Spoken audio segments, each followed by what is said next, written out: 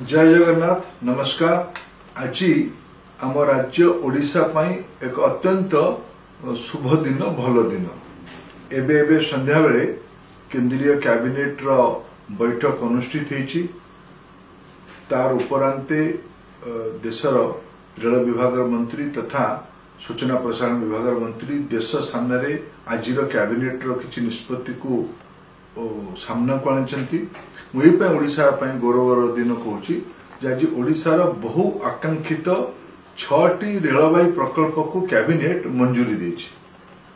बादाम पहाड़ केउंझर गड़ नुआ लाइन 2107 कोटी टंकार, बांगिरीपोशीरू गोरु महिषाणी नुआ लाइन पखापाखि 2500 कोटी टंकार, गुणपुर थेरुवाली नुआ लाइन 1326 कोटी टंका, जूनागढ़ नवरंगपुर नुआ लाइन 3264 कोटी टंका, मालकानगिरी पांडुरंगापुरम भाया भद्राचलम स्टेशन पखापाखि 3600 कोटी टंका, मयूरभंज जिलार बुरामरारू पश्चिम बंगाल चाकुलिया पर्यंत नुआ लाइन रे पखापाखि 1500 कोटी टंका, सर्वमोट 15,000 कोटी टंकार व्यय बरादरे 6टी महत्वाकांक्षी रेलवाई प्रकल्पर आज कैबिनेट आर्थिक मंजूरी देछि। आज आउ गोटे कथा है आज बजेट सत्र शेष दिन। यही बजेट सत्र रे देशर प्रधानमंत्री दृष्टिर पूर्वोदय को अर्थमंत्री गोटे नुआ कल्पना देथिले।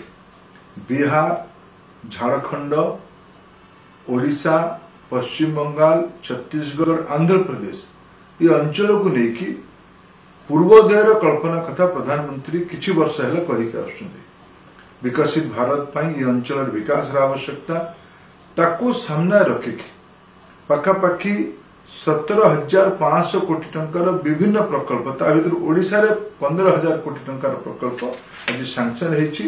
या द्वारा ओडिशार मयूरभंज, केन्दुझर, कोरापुट, मालकानगिरी, रायगड़ा, नवरंगपुर, कलाहांडी जिला गुड़िकर अर्थनैतिक विकास हब, नुआ रोजगार सृष्टि हब, यात्री परिवहन रे अनेक नुआ सुविधा आसीबो, मालवाही परिवहन रे सुविधा आसीबो, ओडिशा तथा पड़ोसा राज्य गुड़िकर शिल्पांचल विकास, ओडिशार बंदर गुड़िकर द्रुत विकास ये सबू काम हो पारिबो। गोटे 21 शताब्दी 21st सेंचुरी इंफ्रास्ट्रक्चर ये बजेट माध्यम रे पूर्वोदय योजना जोटा को प्रधानमंत्री कहिथिले सेटा आज साकार बजेट एबे हेइथिला। बजेट उपरांत प्रथम कैबिनेट बैठक रे आज ये निष्पत्ति होईची। मु माननीय प्रधानमंत्री नरेंद्र मोदी को या अनेक अनेक कृतज्ञता जनाऊँ ओडिशा तरफ। आउ गोटे महत्वपूर्ण निष्पत्ति आज कैबिनेट रे निया गला। प्रधानमंत्री आवास योजना शहरी और ग्रामीण ये मिशेकी 3 कोटी नुआ गरीबों घर अनुमोदन आज करागला। पखापाखि 5,36,000 कोटी टंका व्यय देश रे 3 कोटी नुआ प्रधानमंत्री आवास योजना रे सहरांचल और ग्रामांचल घर हम।